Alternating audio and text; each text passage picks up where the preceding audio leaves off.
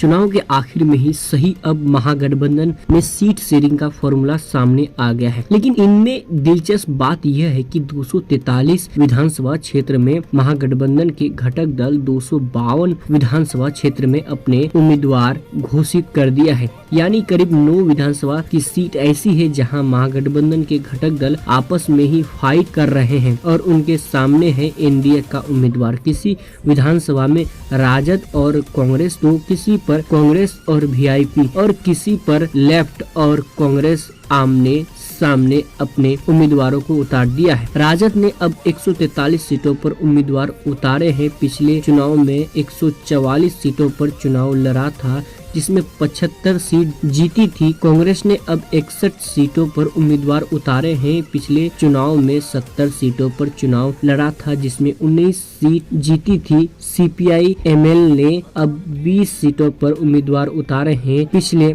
चुनाव में 19 सीटों पर चुनाव लड़ा था, जिसमें 12 जीती थी। सीपीआई ने अब 9 सीटों पर उम्मीदवार उतारे हैं। पिछले चुनाव में 6 सीटों पर चुनाव लड़ा था, जिसमें 2 जीती थी। सीपीएम ने अब 4 सीटों पर उम्मीदवार उतारे हैं। पिछले चुनाव में 4 सीटों पर चुनाव लड़ा था, जिसमें 2 जीती थी। इस बार मुकेश सहनी की पार्टी वीआईपी ने 15 सीट पर अपने उम्मीदवारों की सूची जारी की है, जो कि पहली बार महागठबंधन के साथ जुड़ी है। महागठबंधन के मुख्य दल राजद की ओर से तेजस्वी यादव और लालू प्रसाद यादव ने एक साथ 143 प्रत्याशियों के नामों की सूची जारी कर अपने इरादे स्पष्ट कर दिए कि चाहे कुछ भी हो जाए, इस बार पार्टी 140 से ज्यादा सीटों पर ही चुनाव लड़ेगी। लिस्ट में तेजस्वी यादव का नाम पहले नंबर पर है और वे खुद वैशाली जिले की राघोपुर सीट से बिहार विधानसभा चुनाव 2025 लड़ेंगे। छपरा से भोजपुरी स्टार खेसारी लाल यादव, कांटी से इस्माइल मंसूरी, दरभंगा से ललित यादव, मुंगेर से मुकेश यादव और हाजीपुर से देव कुमार चौरसिया को टिकट दिया है। हालांकि टिकट न मिलने से गुस्साए बागी नेता चुनाव में सिरदर्दी बन सकते हैं।